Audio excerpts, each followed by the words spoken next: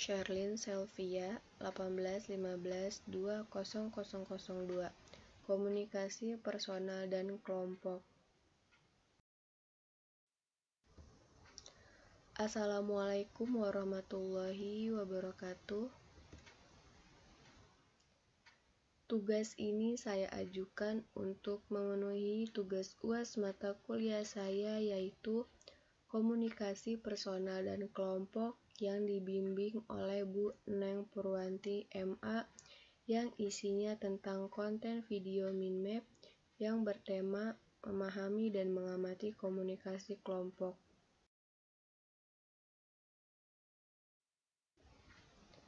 Mengamati komunikasi kelompok ada dua, yaitu yang pertama,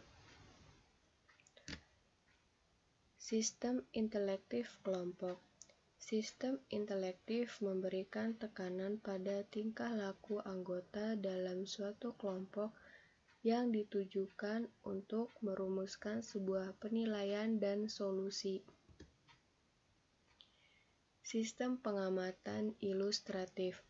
Sistem ilustratif muncul karena adanya kebutuhan-kebutuhan dari tiap individu untuk membandingkan sikap, pendapat, atau bahkan kemampuannya dengan individu yang lain dalam sebuah kelompok.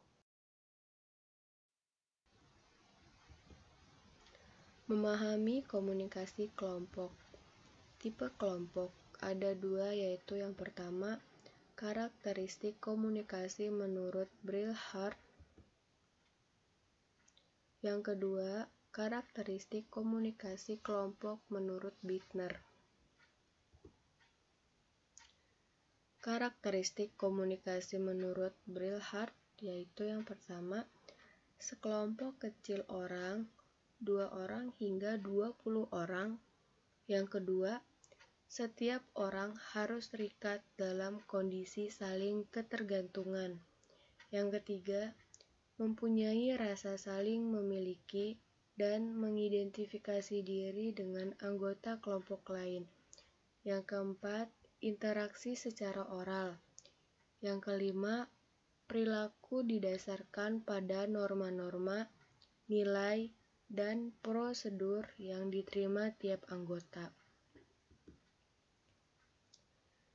Karakteristik komunikasi kelompok menurut Bittner yaitu memahami karakteristik yang ada merupakan langkah pertama untuk bertindak efektif dalam suatu kelompok.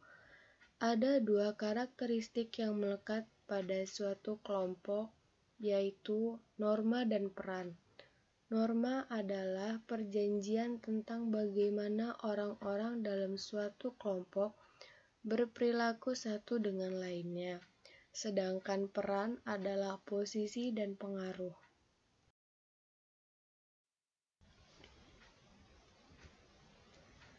Metode pengambilan keputusan kelompok ada 4, yaitu yang pertama, kewenangan tanpa diskusi, pendapat ahli,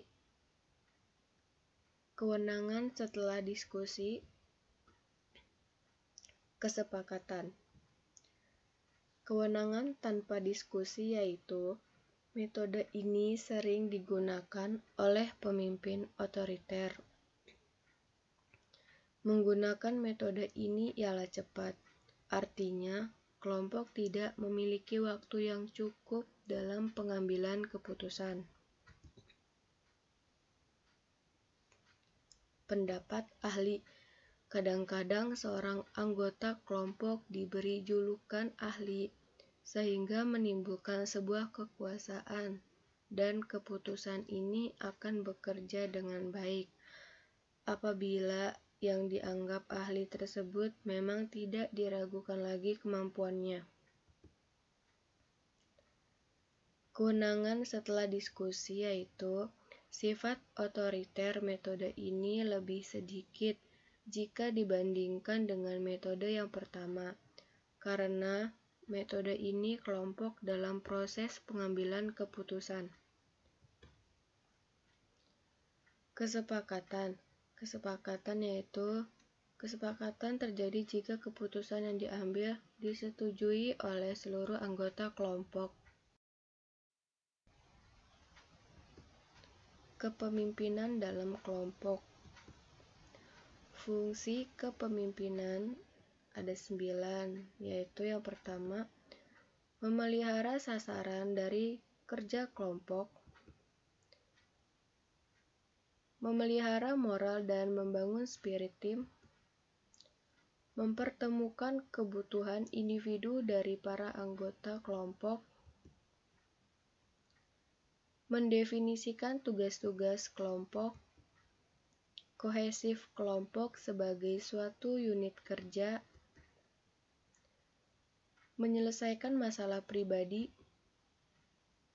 mengorganisasikan tugas dan tanggung jawab, sistem komunikasi dalam kelompok, melatih individu. Struktur kepemimpinan kelompok.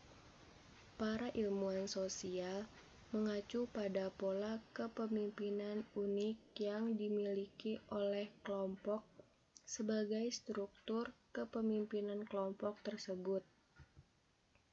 Karakteristik pemimpin kelompok.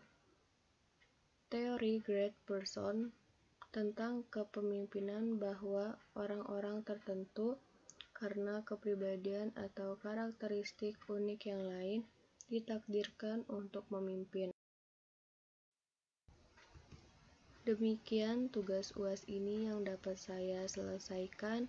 Mohon maaf jika ada kesalahan dalam pengetikan kata dan penggunaan bahasa yang kurang tepat.